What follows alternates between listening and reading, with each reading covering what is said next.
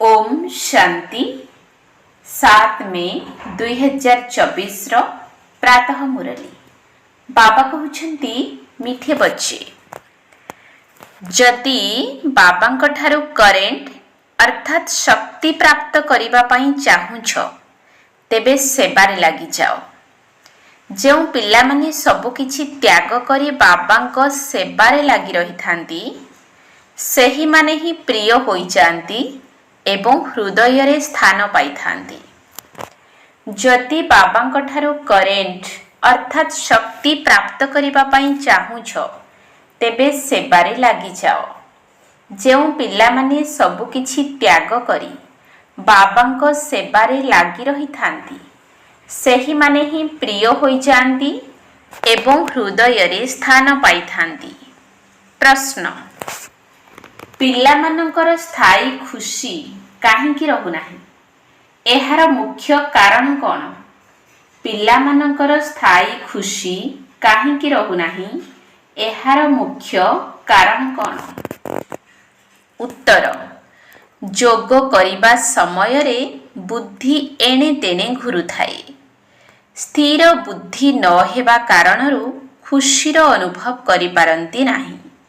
मायार तोफान आत्मा रूपी दीपक को अस्थिर करि दिए। तेणु जेते बेले पर्यंत तुमर कर्म अकर्म न होईछि सेते बेल पर्यंत स्थायी खुशी रहि परिबो नाही। सेथिपाई पिला माननकु एही मेहनत करिबाकु हेबो। ओम शांति।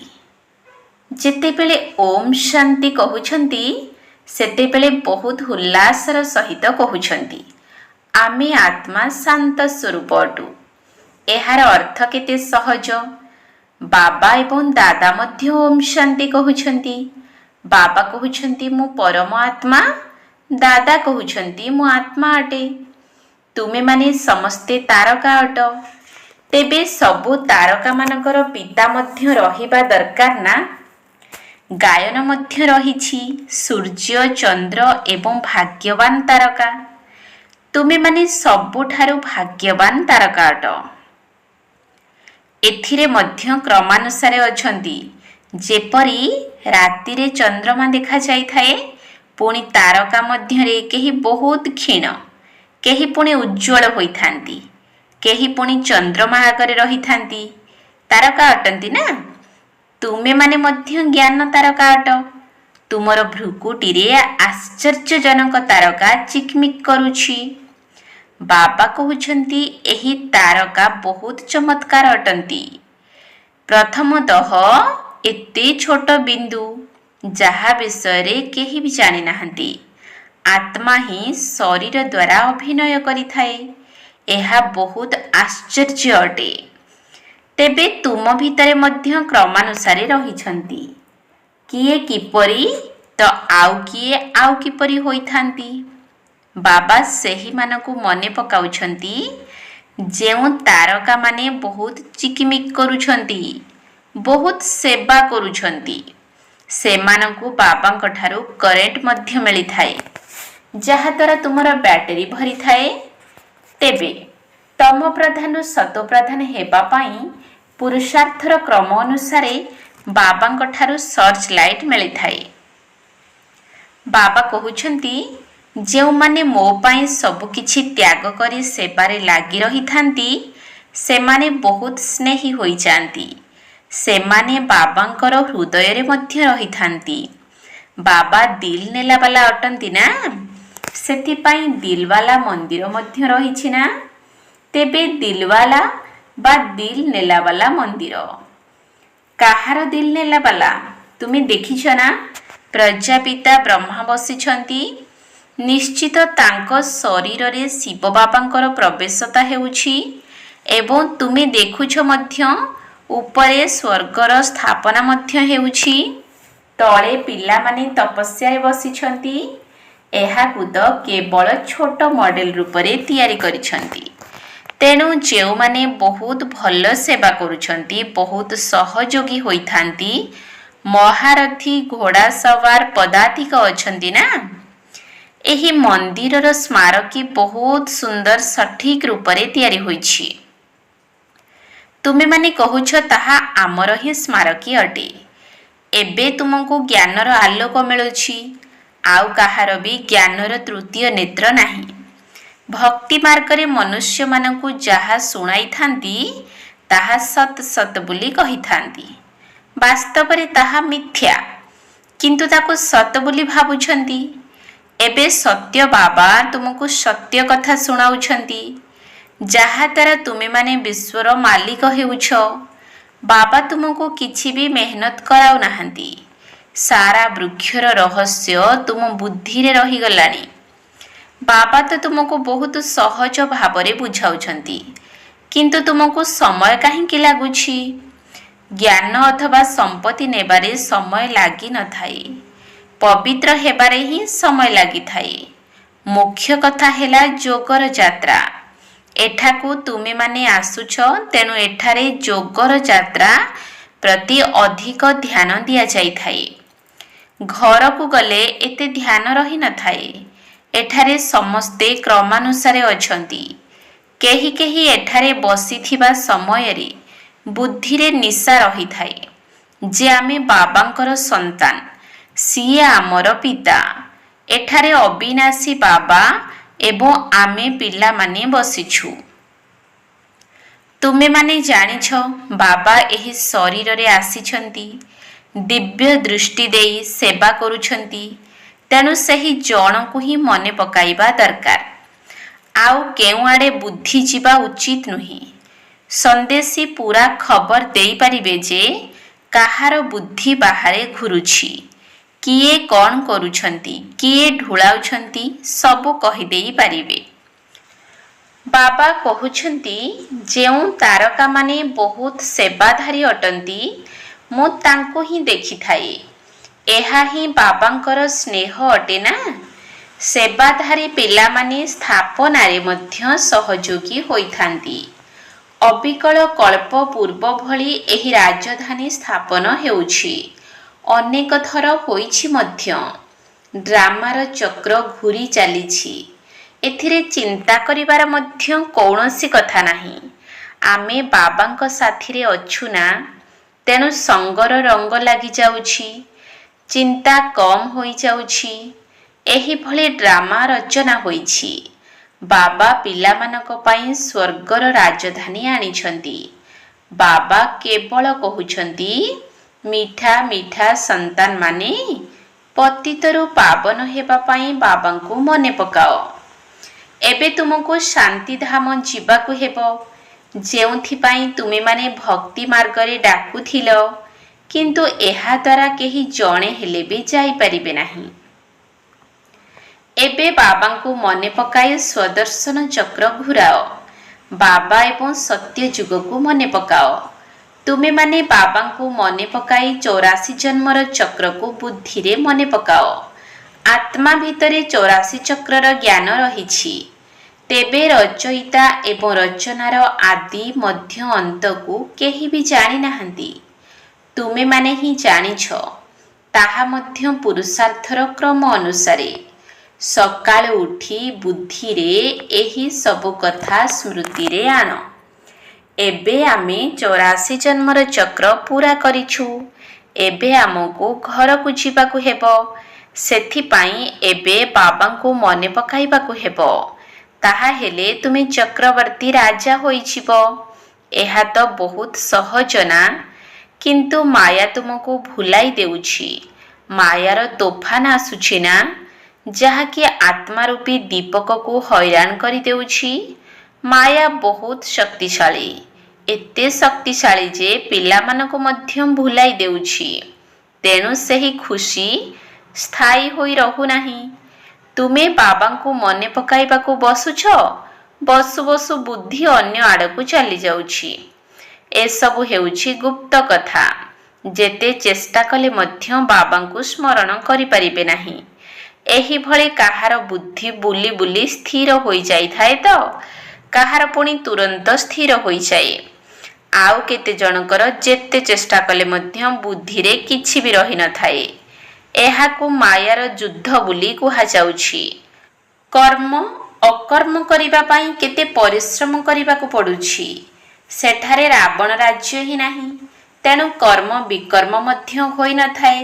ସେଠାରେ ମାୟା ନଥିବ, ଯାହାଦ୍ୱାରା ଓଲଟା କର୍ମ କରାଇବ।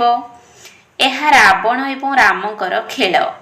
ଅଧାକଳ୍ପ ରାମ ରାଜ୍ୟ, ଅଧାକଳ୍ପ ରାବଣ ରାଜ୍ୟ ଚାଲୁଛି। ପୁଣି ଅଧା ସମୟ ଦିନ, ଅଧା ରାତି ହେଉଛି। ସଙ୍ଗମ ଯୁଗରେ କେବଳ ବ୍ରାହ୍ମଣ ହିଁ ରହିଥାନ୍ତି।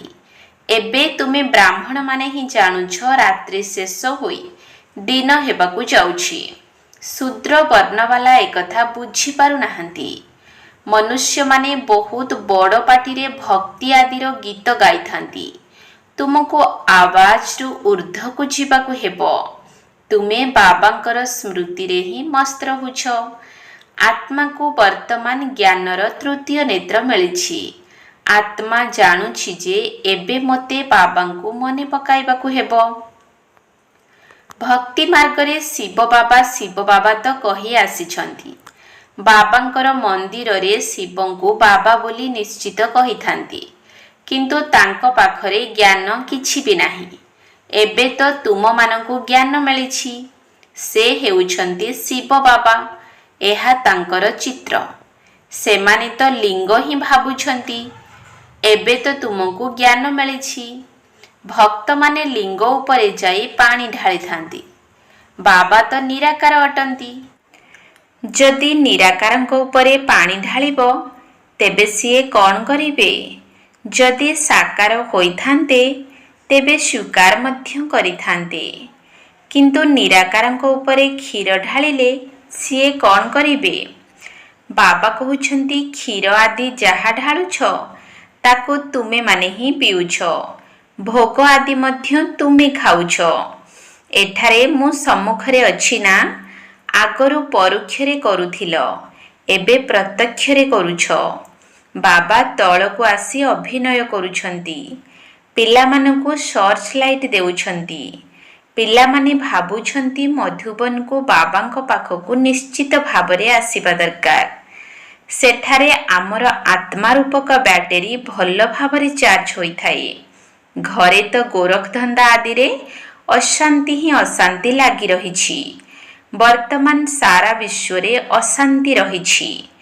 ଏବେ ତୁମେମାନେ ଜାଣୁଛ, ଯୋଗ ବଳ ଦ୍ୱାରା ଆମେ ଶାନ୍ତି ସ୍ଥାପନ କରୁଛୁ। ବାକି ପାଠପଢ଼ା ଦ୍ୱାରା ରାଜତ୍ୱ ମିଳୁଛି। କଳ୍ପ ପୂର୍ବରୁ ମଧ୍ୟ ତୁମେମାନେ ଏକଥା ଶୁଣିଥିଲ, ଏବେ ମଧ୍ୟ ଶୁଣୁଛ। ଯାହା କିଛି ଅଭିନୟ ହେଉଛି, ତାହା ପୁଣି ଥରେ ହେବ। ବାବା କହୁଛନ୍ତି, କେତେ ସନ୍ତାନ ଆଶ୍ଚର୍ଯ୍ୟ ଭାବରେ ପଳାଇଗଲେ। ମୋତେ କେତେ ମନେ ପକାଉଥିଲେ। ଏବେ ମୁଁ ଆସିଛି, ପୁଣି ବି ମୋତେ ଛାଡ଼ି ଚାଲି ଯାଉଛନ୍ତି। ମାୟା କିପରି ଚାପୁଡ଼ା ଲଗାଇ ଦେଉଛି। ବାବା ଅନୁଭବୀ ଅଟନ୍ତି ନା? ବାବାଙ୍କର ନିଜର ସମସ୍ତ ଇତିହାସ ମନେ ଅଛି। ମୁଣ୍ଡ ଉପରେ ଟୋପି, ଖାଲି ପାଦରେ ଦୌଡ଼ୁଥିଲେ। ମୁସଲମାନ ଲୋକ ମଧ୍ୟ ବହୁତ ସ୍ନେହ କରୁଥିଲେ ଏବଂ ଖାତିର ମଧ୍ୟ କରୁଥିଲେ। ମାଷ୍ଟରଙ୍କ ସନ୍ତାନ ଆସିଲେ, ଯେପରି ଗୁରୁଙ୍କର ସନ୍ତାନ ଆସିଲେ, ବାଜରାର ଢୋଢ଼ା ଅର୍ଥାତ୍ ରୁଟି ଖୁଆଉଥିଲେ। ଏଠାରେ ମଧ୍ୟ ବାବା 15 ଦିନର ପ୍ରୋଗ୍ରାମ ଦେଇଥିଲେ। ଢୋଢ଼ା ଏବଂ ଛାଛ ଖାଇବାର। ଆଉ କିଛି ବି ତିଆରି ହେଉନଥିଲା।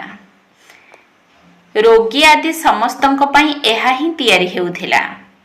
କାହାର କିଛି ବି ହେଲା ନାହିଁ। ଆହୁରି ରୋଗୀ ପିଲାମାନେ ମଧ୍ୟ ସୁସ୍ଥ ହୋଇଗଲେ।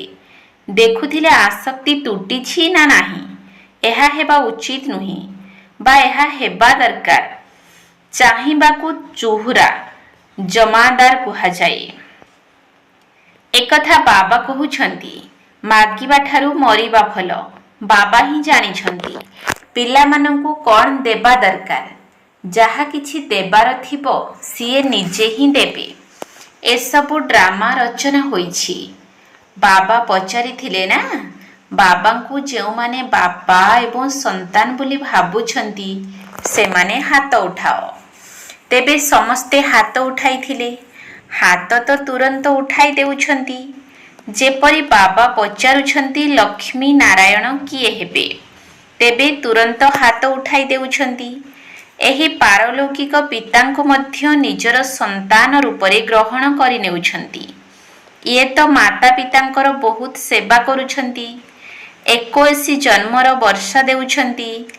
ବାପା ବାନପ୍ରସ୍ଥକୁ ଗଲେ ସନ୍ତାନମାନଙ୍କର କର୍ତ୍ତବ୍ୟ ହେଲା ବାପାଙ୍କର ଦାୟିତ୍ୱ ନେବା। ସେମାନେ ଯେପରି ସନ୍ନ୍ୟାସୀ ହୋଇଯାଇଥାନ୍ତି। ଯେପରି ବ୍ରହ୍ମାଙ୍କର ଲୌକିକ ପିତା ଥିଲେ, ବାନପ୍ରସ୍ଥ ଅବସ୍ଥା ହେବାରୁ କହିଲେ ଯେ ମୁଁ ଯାଇ ବନାରସରେ ସତ୍ସଙ୍ଗ କରିବି, ମୋତେ ସେଠାକୁ ନେଇ ଚାଲ। ତୁମେମାନେ ହେଉଛ ବ୍ରାହ୍ମଣ, ପ୍ରଜାପିତା ବ୍ରହ୍ମା କୁମାର କୁମାରୀ। ପ୍ରଜାପିତା ବ୍ରହ୍ମା ହେଉଛନ୍ତି ଆଦି ପିତା, ମନୁଷ୍ୟ ସୃଷ୍ଟିର ମଧ୍ୟ ପ୍ରଥମ ପତ୍ର, ଯାହାଙ୍କୁ ଜ୍ଞାନର ସାଗର କୁହାଯିବ ନାହିଁ। ନା ବ୍ରହ୍ମା ବିଷ୍ଣୁ ଶଙ୍କର ଜ୍ଞାନର ସାଗର ଅଟନ୍ତି। ଶିବ ବାବା ଅବିନାଶୀ ପିତା, ତେଣୁ ତାଙ୍କଠାରୁ ସମ୍ପତ୍ତି ମିଳିବା ଦରକାର ନା। ଏହି ନିରାକାର ପରମପିତା ପରମାତ୍ମା କେବେ କିପରି ଆସୁଛନ୍ତି, ଯାହାଙ୍କର ଜୟନ୍ତୀ ପାଳନ କରୁଛନ୍ତି, ଏକଥା କେହି ବି ଜାଣିନାହାନ୍ତି। ଇଏ ତ ଗର୍ଭରେ ପ୍ରବେଶ କରୁନାହାନ୍ତି। ବାବା ବୁଝାଉଛନ୍ତି, ମୁଁ ଏହାଙ୍କର ଶରୀରରେ ପ୍ରବେଶ କରୁଛି। ବହୁତ ଜନ୍ମର ଅନ୍ତିମ ବାନପ୍ରସ୍ଥ ଅବସ୍ଥାରେ ମନୁଷ୍ୟ ସନ୍ନ୍ୟାସ କଲେ ଏହାକୁ ବାନପ୍ରସ୍ଥ ଅବସ୍ଥା କୁହାଯାଇଥାଏ। ତେଣୁ ଏବେ ବାବା ତୁମମାନଙ୍କୁ କହୁଛନ୍ତି, ପିଲାମାନେ, ତୁମେ ପୁରା 84 ଜନ୍ମ ନେଇଛ। ଏହା ତୁମର ବହୁତ ଜନ୍ମର ଅନ୍ତିମ ଜନ୍ମ। ତୁମେମାନେ ଏସବୁ ହିସାବ ତ ଜାଣିଛ ନା। ମୁଁ ଏହାଙ୍କ ଶରୀରରେ ପ୍ରବେଶ କରୁଛି। କେଉଁଠି ଯାଇ ବସୁଛି? ଏହାଙ୍କର ଆତ୍ମା ଯେଉଁଠି ବସିଛି ତା ପାଖରେ ଯାଇ ବସୁଛି। ଯେପରି ଗୁରୁମାନେ ନିଜର ଶିଷ୍ୟକୁ ପାଖରେ ଥିବା ଗଦିରେ ବସାଇଥାନ୍ତି, ସେହିପରି ଏହାଙ୍କର ସ୍ଥାନ ଯେଉଁଠି, ମୋର ସ୍ଥାନ ମଧ୍ୟ ସେଇଠି। ସେଥିପାଇଁ ମୁଁ କହୁଛି, ହେ ଆତ୍ମାମାନେ, ମୋତେ ମନେ ପକାଅ, ତେବେ ସବୁ ପାପ ବିନାଶ ହୋଇଯିବ। ତୁମେମାନେ ମନୁଷ୍ୟରୁ ଦେବତା ହେବାକୁ ଯାଉଛ ନା, ଏହା ରାଜଯୋଗ ଅଟେ। ନୂଆ ଦୁନିଆ ପାଇଁ ନିଶ୍ଚିତ ରାଜଯୋଗ ଆବଶ୍ୟକ। ବାବା କହୁଛନ୍ତି, ମୁଁ ଆଦି ସନାତନ ଦେବୀ ଦେବତା ଧର୍ମର ମୂଳଦୁଆ ପକାଇବା ପାଇଁ ଆସିଛି। ଗୁରୁ ଅନେକ ଅଛନ୍ତି, କିନ୍ତୁ ସଦ୍ଗୁରୁ ଜଣେ, ସିଏ ହିଁ ସତ୍ୟ ଅଟନ୍ତି, ବାକି ସବୁ ମିଥ୍ୟା। ତୁମେ ଜାଣିଛ, ଗୋଟିଏ ହେଲା ରୁଦ୍ରମାଳା, ଅନ୍ୟଟି ବୈଜୟନ୍ତୀ ମାଳା ବିଷ୍ଣୁଙ୍କର। ଏଥିପାଇଁ ତୁମେ ପୁରୁଷାର୍ଥ କରୁଛ। ବାବାଙ୍କୁ ମନେ ପକାଇଲେ ମାଳାର ଦାନା ହୋଇଯିବ। ଯେଉଁ ମାଳାକୁ ତୁମେ ଭକ୍ତିରେ ସ୍ମରଣ କରୁଛ, କିନ୍ତୁ ଜାଣିନାହଁ ଯେ ଏହା କାହାର ମାଳା। ଉପରେ ଥିବା ଫୁଲ କିଏ? ପୁଣି ମେରୁ କ'ଣ? ଦାନା କିଏ? ମାଳା ଗଡ଼ାଉଛନ୍ତି, କିନ୍ତୁ ତାଙ୍କ ବିଷୟରେ କିଛି ବି ଜାଣିନାହାନ୍ତି। କେବଳ ରାମ ରାମ କହି ମାଳା ଗଡ଼ାଉଛନ୍ତି। ରାମ ରାମ କହିବା ଦ୍ୱାରା ଭାବୁଛନ୍ତି ସମସ୍ତେ ରାମ ହିଁ ରାମ ଅଟନ୍ତି। ଏଥିରୁ ହିଁ ସର୍ବବ୍ୟାପୀ କଥାର ଅନ୍ଧକାର ଏହିଠାରୁ ଆରମ୍ଭ ହୋଇଛି। ଏମାନେ ମାଳାର ଅର୍ଥକୁ ଜାଣିନାହାନ୍ତି। କେହି କେହି କହୁଛନ୍ତି 100 ମାଳା ଗଡ଼ାଅ, ଏତେ ମାଳା ଗଡ଼ାଅ। ବାବା ତ ଅନୁଭବୀ ଅଟନ୍ତି ନା। 12 ଜଣ ଗୁରୁ କରି ତାଙ୍କ ପାଖକୁ ଯାଇ 12 ଜଣଙ୍କ ଠାରୁ ଅନୁଭବ ପ୍ରାପ୍ତ କଲେ। ଏପରି ମଧ୍ୟ ବହୁତ ଅଛନ୍ତି, ନିଜର ଗୁରୁ ଥାଇ ମଧ୍ୟ ଅନ୍ୟ ପାଖକୁ ଯାଆନ୍ତି କି କିଛି ଅନୁଭବ ମିଳିଯାଉ। ସେଠାରେ ମାଳା ଆଦି ଗଡ଼ାଇଥାନ୍ତି, କିନ୍ତୁ ଏହା ବିଲକୁଲ ଅନ୍ଧଶ୍ରଦ୍ଧା ଅଟେ। ମାଳା ଗଡ଼ାଇବା ଶେଷ ହେଲେ ଫୁଲକୁ ନମସ୍କାର କରିଥାନ୍ତି। ଶିବ ବାବା ଫୁଲ ଅଟନ୍ତି ନା। ତୁମେ ଅନନ୍ୟ ସନ୍ତାନମାନେ ମାଳାର ଦାନା ହେଉଛ, ତୁମକୁ ହିଁ ସ୍ମରଣ କରୁଛନ୍ତି, କିନ୍ତୁ ସେମାନେ ଏକଥା ଜାଣିନାହାନ୍ତି। ସେମାନେ କେବେ ରାମକୁ ପୁଣି କେବେ କୃଷ୍ଣକୁ ମନେ ପକାଉଛନ୍ତି, କିନ୍ତୁ ଅର୍ଥ କିଛି ବି ଜାଣିନାହାନ୍ତି। ଶ୍ରୀକୃଷ୍ଣ ଶରଣମ୍ କହିଦେଉଛନ୍ତି। ସିଏ ତ ସତ୍ୟ ଯୁଗର ରାଜକୁମାର ଥିଲେ, ତେବେ ତାଙ୍କର ଶରଣ କିପରି ନେବେ? ବାସ୍ତବରେ ବାବାଙ୍କର ହିଁ ଶରଣ ନେଇଥାନ୍ତି। ତୁମେମାନେ ହିଁ ପୂଜ୍ୟ ପୁଣି ପୂଜାରୀ ହେଉଛ। 84 ଜନ୍ମ ନେଇ ପତିତ ହୋଇଯାଇଛନ୍ତି। ତେଣୁ ଶିବ ବାବାଙ୍କୁ କହୁଛନ୍ତି, ହେ ଫୁଲ, ଆମକୁ ମଧ୍ୟ ନିଜ ସମାନ କର। ଆଚ୍ଛା, ମିଠା ମିଠା ଶିକିଲଧି ସନ୍ତାନମାନଙ୍କ ପ୍ରତି माता पिता बाप दादांकर मधुर स्नेह भरा स्मृति एवं सुप्रभात।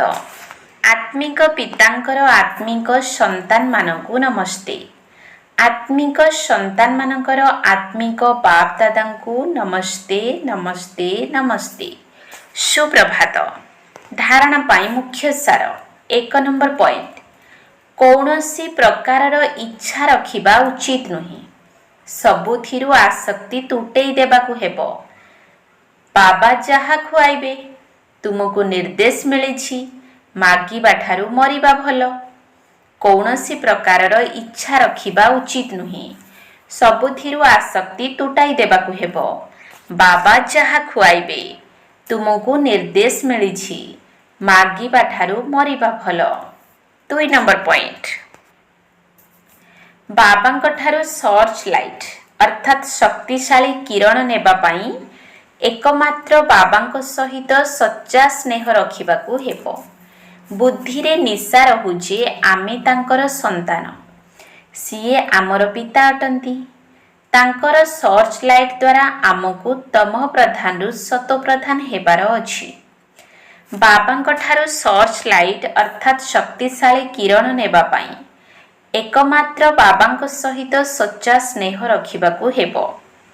बुद्धिरे निशा रहू जे आमे तांकर संतान, सीए आमर पिता अटंती।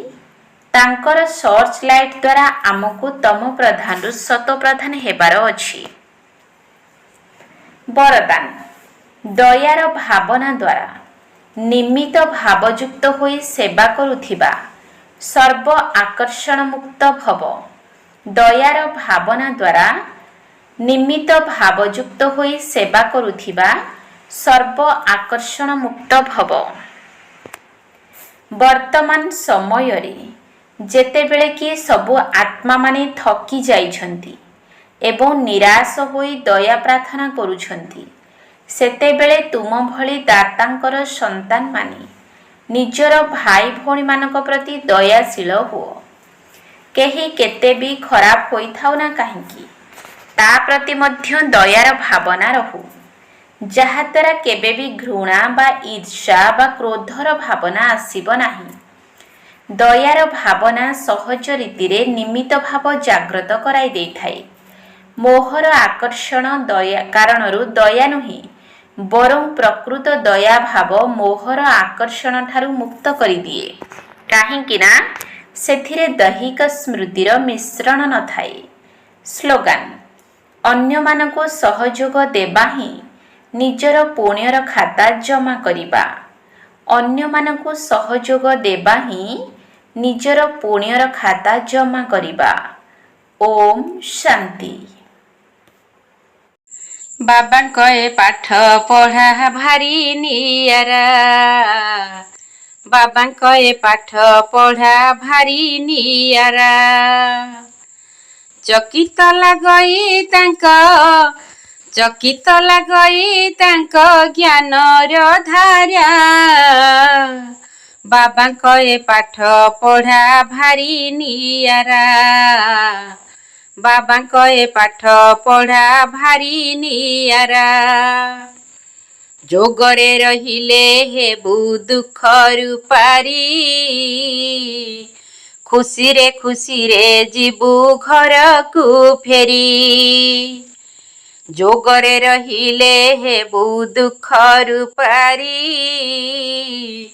खुशी रे जीबु घरकु फेरी। से रूप स्मरण कले होइबु हीरा। बाबांक ए पाठ पढ़ा भारी नियारा। बाबांक ए पाठ पढ़ा भारी नियारा। दैवी गुणर ध्यान जाहृ देथाए। मन वचन करमे दुख न दिए। दैवी गुणर ध्यान जाहृ देथाए। मन वचन करमे दुख न दिए। बाबा परि सुख देबा ବାବା ପରି ସୁଖ ଦେବା ସଭିଙ୍କୁ ପରା। ବାବାଙ୍କ ଏ ପାଠ ପଢ଼ା ଭାରି ନିଆରା। ବାବାଙ୍କ ଏ ପାଠ ପଢ଼ା ଭାରି ନିଆରା। ଶରୀର ନିର୍ବାହ ପାଇଁ କରମ କର, ଈଶ୍ୱରୀୟ ସେବାରେ ରହିଥା ତତ୍ପର। ଶରୀର ନିର୍ବାହ ପାଇଁ କରମ କର, ଈଶ୍ୱରୀୟ ସେବାରେ ରହିଥା ତତ୍ପର। ବ୍ୟର୍ଥରେ ନ ଯାଇ ହୁଅ, ବ୍ୟର୍ଥରେ ନ ଯାଇ ହୁଅ ଶକ୍ତିରେ ଭରା। ବାବାଙ୍କ ଏ ପାଠ ପଢ଼ା ଭାରି ନିଆରା। ବାବାଙ୍କ ଏ ପାଠ ପଢ଼ା ଭାରି ନିଆରା। ପବିତ୍ର ସଂସ୍କାର ତୋର ନିଜ ଆଧାର,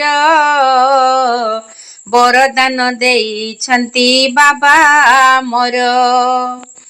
ପବିତ୍ର ସଂସ୍କାର ତୋର ନିଜ ଆଧାର, ବରଦାନ ଦେଇଛନ୍ତି ବାବା ଆମର।